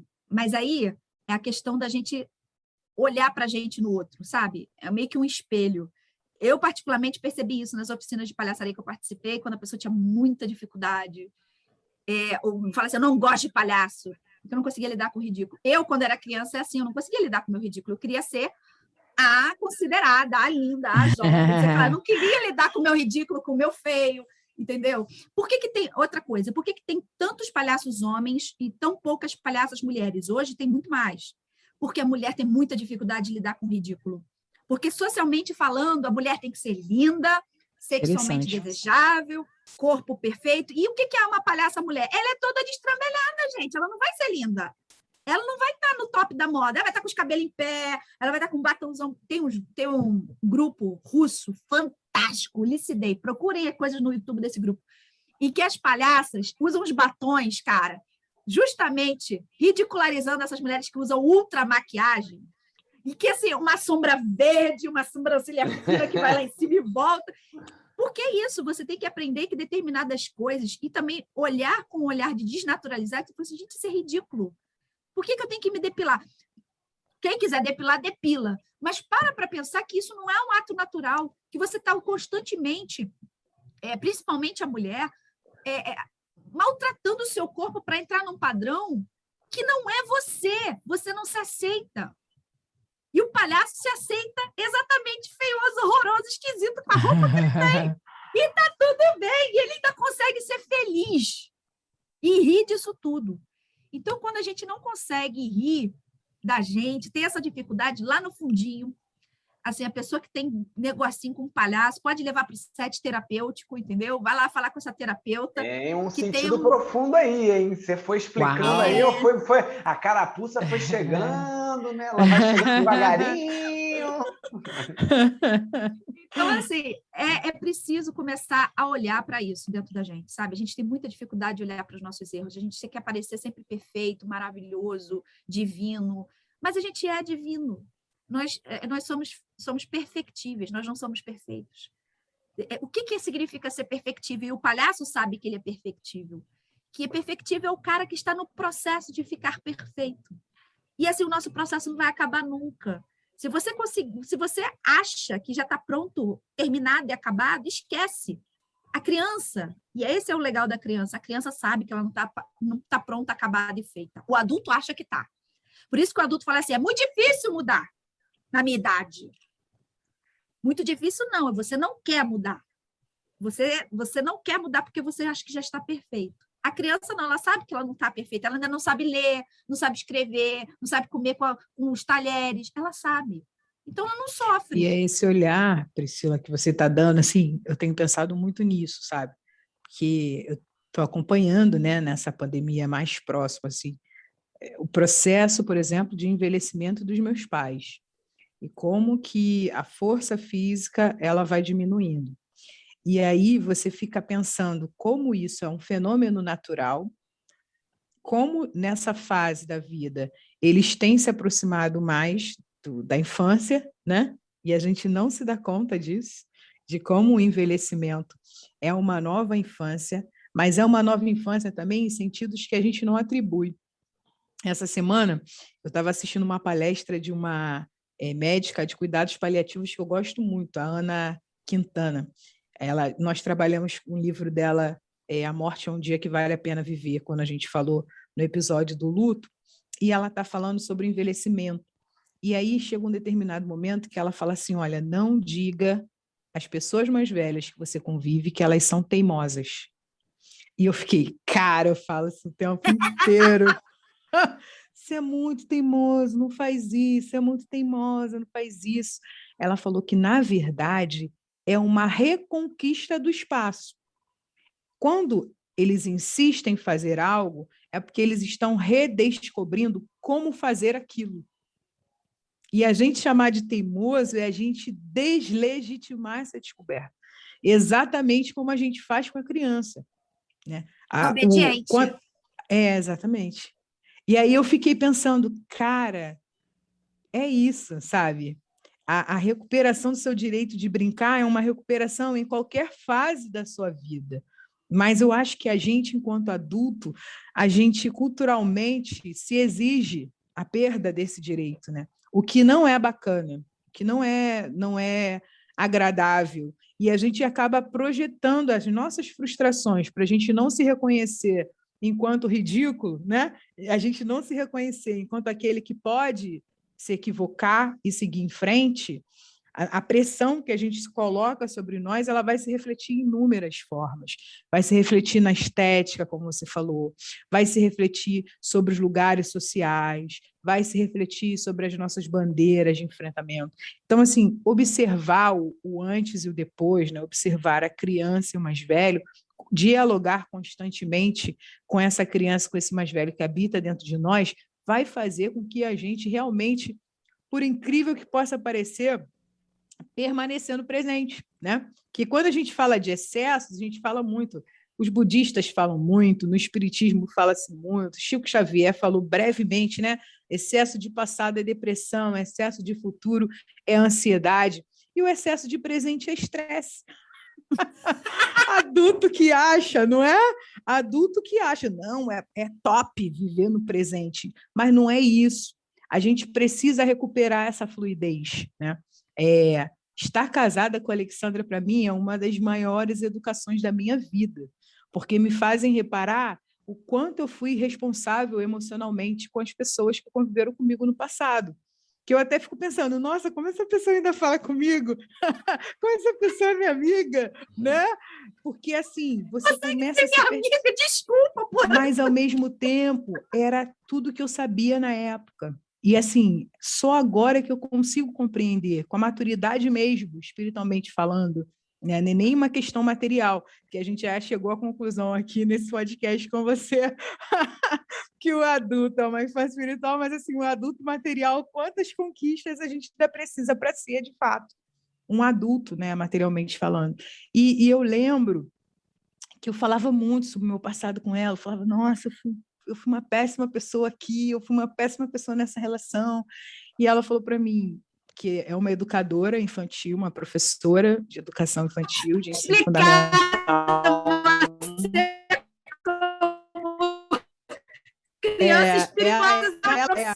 Exatamente, tinha que ter uma professora. E aí ela falou para mim assim, a gente precisa perceber na nossa vida o que é foco e o que é distração. As crianças são muito focadas. As pessoas maduras espiritualmente são muito focadas. Elas não vão dizer para você que o conflito não existe, que a dor não existe, mas elas vão afirmar para você que não é só isso. Isso é fantástico de perceber, né? E aí eu falei, cara, e às vezes eu tenho uns sonhos malucos que eu tô lá no passado, e ela fala, olha, Rosália, tudo é inconsciente. Quando você estiver lá no seu sonho passado, tenta conversar e fala, olha só, eu não tô mais assim, você também não, sabe? Vamos seguir em frente, né? E eu fiquei, nossa, mas é isso, sabe? A gente precisa realmente reconquistar essa nossa sabedoria de poder ser ridículo, né? O nosso aprendizado infantil, a nossa consciência de que a gente não sabe. Porque quando a gente fala assim, infã, uma criança que precisa aprender, você trouxe a função da arte. A criança não sabe falar muitas vezes, mas a canta. Eu lembro do ano passado, a Helena passava cantando direto nos programas, tem vários áudios da Helena cantando. Não sabia falar uma palavra, né, Gabriel? Mas já cantava. Dança, a criança dança antes de começar a andar. Então, assim, as funções da comunicação. E muitas vezes a gente não sabe se comunicar, né? Corporalmente falando, o movimento que a gente mais utiliza, que é o movimento da fala, a gente muitas vezes se comunica muito mal. E a palhaçaria, ela nos incentiva a essa observação, né? Charlie Chaplin não falava uma palavra e a gente entendia tudo. Eu esqueci de falar desse detalhe, que o palhaço não precisa necessariamente falar e ele comunica Olha tudo. Só. Olha só. E é porque é justamente isso, ele trabalha com coisas que são universais, que é coisa do mais puro do humano, que é o erro. Todo mundo entende quando erra. E todo mundo sabe que tem que levantar, que tem que continuar. Então, assim, o palhaço geralmente não fala, e eu prefiro os palhaços que não falam. Porque quando você fala, você limita a interpretação e o entendimento. E quando você não fala, a comunicação não verbal, ela é muito mais rica, ampla, e aí você consegue captar coisas que, se você fosse limitar na palavra, a pessoa não ia entender. Então, eu preciso, às vezes, só observar e sentir. E eu acho que é por isso que a música funciona tão bem. Porque a música, na maioria das vezes, né? Hoje tem letras e tal, mas a música tem a questão da melodia, que ela te leva, e você não precisa racionalizar muito sobre aquilo, sabe? E o palhaço é mais ou menos por aí. Você começa a rir, você nem sabe por que exatamente você está rindo. Mas você fala assim, tem algum estranhamento, porque o riso, ele vem do estranhamento. O riso não é uma coisa, é porque você sente que alguma coisa devia ser de um jeito e acabou sendo de outro. Então você ri. Isso é o riso. Por exemplo, o tombo na rua, ou alguma coisa que, tipo, um gato não deveria fazer um negócio, mas de repente faz, que é esquisito, aí você ri. A gente ri do esquisito, do contraste. E é bom rir, né? Melhor do que você fingir que não existe. Vou ignorar. Gente do céu, olha, eu vou falar o seguinte, eu vou só contar para os ouvintes uma coisa. A gente estava falando meia hora antes de começar o episódio. Se deixasse, a gente ia conversar mais meia hora tranquilamente, porque o coração tem festa. E assim, como eu... Que episódio fantástico. Que episódio, né? Eu quero fazer um agradecimento especial, Priscila. Eu precisava demais dessas boas risadas e dessa tranquilidade, essa leveza, essa coisa gostosa da gente refletir a vida, pensar e sair com o coração assim, alegre. Eu precisava demais. Eu estou muito feliz. Que bom, fico feliz. Eu convido você a ver os vídeos do Opa lá no Instagram. Já, eu estava aqui, ó. Já acabei de adicionar, minha filha. Você não tem ideia. Já fica como dica. Priscila vai falar nas suas dicas. Eu tenho várias dicas. Agradecimentos. Minhas dicas, meus agradecimentos. Eu gostaria de agradecer primeiro a Papai do Céu pela oportunidade de estar aqui viva hoje no meio de uma pandemia, porque não foi mole. E uma das coisas que me manteve em pé na pandemia também foi a palhaçaria. Eu lembro que logo no começo do isolamento eu fiz uma música que era Estou Passando Bem. Depois eu posto também o clipe. Eu fiz uma música e um clipe em casa, dizendo eu estou passando bem, usando um ferro de passar. Estou passando bem. Maravilhoso. Fantástico. Muito bom. Para poder levar essa história de confinamento com leveza, amigo, porque foi tenso. Entendeu? E assim, a gente precisa fazer essa... Os jovens estavam todos tensos, tristes, xoxinhos, já estavam desistindo de participar da mocidade. Não, vamos fazer palhaçaria de vídeo. Eles, vídeo! Aí eles ficaram animados de novo. Maneiro. É a gente poder fazer isso. Então, eu agradeço, Papai do Céu, por ter me inspirado. E, assim, queria também comentar aqui que esse trabalho do OPA não é meu, Priscila. Existe todo um background espiritual por trás disso que vocês não fazem nem ideia. Na verdade, eu só fui a pessoa assim, que estava mais disposta a botar isso em prática, porque tinha uma galera muito pesada lá atrás de mim. E esse trabalho, junto com o que eu faço com os meninos encarnados, tem um trabalho num plano espiritual que ajuda os espíritos de jovens que desencarnaram porque perderam a alegria de viver. E eles fazem um trabalho junto com a gente. E a gente já teve inúmeras psicografias, comunicações de várias naturezas falando sobre isso. Jovens que se suicidaram, que perderam a vida para as drogas e que agora estão lá junto com a gente na casa de Anália, usando a palhaçaria.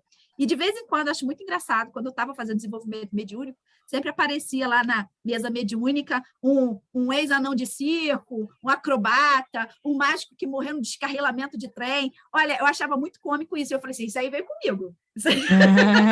Muito bom, cara, muito bom. Mas, assim, a gente tem um background por trás de pessoas que apoiam esse trabalho, e eu sei que todas as vezes que eu tenho a oportunidade de estar num canal para poder falar sobre isso, é para poder inspirar outras pessoas a desenvolverem trabalhos com arte em suas casas espíritas. A gente tem uma evasão muito séria do jovem na casa espírita, e eu acho que o caminho para trazer esse jovem para pensar o seu autoaprimoramento para uma espiritualidade, eu acho que é o caminho da arte. Acho que não tem outro jeito. Então, assim, você que está me ouvindo, você que está me escutando, põe isso em prática. Lembre-se, procure os bons que você gosta, que você confia, que pensa como você. Começa pequenininho e, quando der resultado, você começa a expandir e mostrar que vale a pena aplicar isso na sua casa. Desejo boa sorte para todos vocês. Priscila, a gente só agradece, assim, nossa, que aula, que reflexão. A gente fez anotações fantásticas, as suas referências, depois você escreve e manda para a gente, que a gente vai publicar lá no Instagram. Eu reforço assim, que uma das indicações que eu vou deixar é o livro do palhaço Cláudio Tebas, Ser Bom Não É Ser Bonzinho. Também vou deixar como uma indicação escrita aqui o Evangelho segundo o Espiritismo, capítulo 8, os itens 2 e 3, Deixai vir a minhas criancinhas. Como vídeo, já falei, né, o da Netflix, Ada Batista Cientista, e no YouTube, no TEDx Jardim Botânico, o Cláudio Tebas fala um vídeo chamado Fala que eu não te escuto. E ele vai mostrando como as pessoas não escutam. Ele está dentro de um carro e ele fala assim, onde é que fica a rua tal que eu vou ali assaltar uma loja? Aí a pessoa indica onde está a rua. Aí depois ele está numa praça de alimentação, ele fala assim, qual é a loja mais fácil de cometer assassinato? É a Casa Bahia ou é a loja Magazine? Não sei o quê. Aí a menina fala, eu acho que é nessa, que tem menos funcionários. Não presta atenção. É fantástico, fantástico, fantástico. O Instagram, a gente vai indicar o @opalhaçaria. Vamos lá, vamos consumir esse conteúdo fantástico, divertido, leve e suave que a Priscila trouxe para a gente. E como música... Eu também indico o livro do Leon Denis, né? O Espiritismo e a Arte. Acho uma boa a gente dar uma revisitada para poder pegar isso. Show de bola. E a música, eu vou indicar Bola de Meia, Bola de Gude, do Milton Nascimento, que é uma das minhas músicas preferidas, mas logo no início ele fala, né, que há um menino, há um moleque morando no meu coração, e toda vez que o adulto balança, ele vem para me dar a mão. A gente precisa segurar essa mão, pessoal. A gente precisa entender que a criança mora dentro da gente e ainda está aqui. A gente precisa brincar. Vamos brincar muito. Beto, Creuza, Gabriel. Partiu brincadeiras. A minha indicação é... puxando já um dos maiores palhaços brasileiros, Domingos Montanhê, que participa de um documentário fantástico que está disponível no YouTube, chamado Tarja Branca. Pelo amor de Deus, se vocês querem ressignificar brincadeiras na vida de vocês, vocês não podem deixar de ver Tarja Branca. Um filme que mudou a minha perspectiva de olhar para o mundo, e assim, eu não consegui acessar esse filme de novo, eu assisti ele uma vez e não consigo achar ele em lugar nenhum, assisti ele no cinema com minha amiga Fernanda Seta, beijo Fernanda, As Aventuras de Pi. Que filme! Muito legal, muito legal. Que releitura de coisas, né? E para finalizar, eu vou indicar aqui uma companhia de teatros de palhaços espíritas também, dos nossos amigos de Curitiba, Klaus. Sim. O Klaus e a Gisela, eles são maravilhosos. Eu já fiz oficina deles no Encontro da Brart, a gente mantém contato, eles vieram aqui para o Rio, a gente foi em Niterói, fomos fazer um espetáculo, e o que eu achei mais fantástico, eu não sei nem se eu posso contar aqui, se o Klaus vai me matar ou não, mas nós fomos em uma comunidade lá em Niterói, uma comunidade bem violenta lá em Niterói, para fazer um espetáculo gratuito numa escola que a gente tinha conseguido com os colegas espíritas. Lá dentro, o Klaus chega e me conta assim, eu sou policial aposentado. E tá tranquilo. Gente, é o palhaço! É o palhaço, gente! É o palhaço! Ele estava feliz ali, contente. Tá tranquilo. Estava tranquilo, dizendo sim para ali, para tudo, e falando assim, eu quero estar nesse espaço. Esse espaço aqui eu quero estar presente. O maior risco é o preconceito que a gente coloca dentro da gente. E, cara, foi fantástico. As crianças adoraram, os jovens adoraram. Naquele dia, todo mundo foi para casa de um jeito diferente. E é isso que eu desejo, gente. Que a gente traga essa leveza, esse riso, esse dizer sim para a nossa vivência espírita, para que a gente não se torne, galera, pelo amor de Deus, espíritos ranzinzas, entrando dentro da casa espírita para querer simplesmente tacar-lhe, dizendo que é certo, uma sombra dentro das nossas casas espíritas. A gente precisa estar apto às construções nas levezas, que as nossas reflexões sejam feitas com base naquilo que a gente pode construir, que a gente construa com alegria, que a gente reconstrua, que a gente destrua, mas que a gente participa da construção com muita alegria, com muito ânimo, com muita fé, esperança, porque vai participar. A flor que a gente vê hoje, ela vai evoluir, ela vai se adaptar daqui a milhares de anos para outras formas. Mas olha para a flor hoje, ela é maravilhosa, ela é linda, ela é perfeita para esse momento. Então, sejamos todos flores onde quer que estejamos e que as nossas adaptações sejam para gerar cada vez mais belezas. Um belo dia para todos vocês. Um beijo, Martim, seja bem-vindo.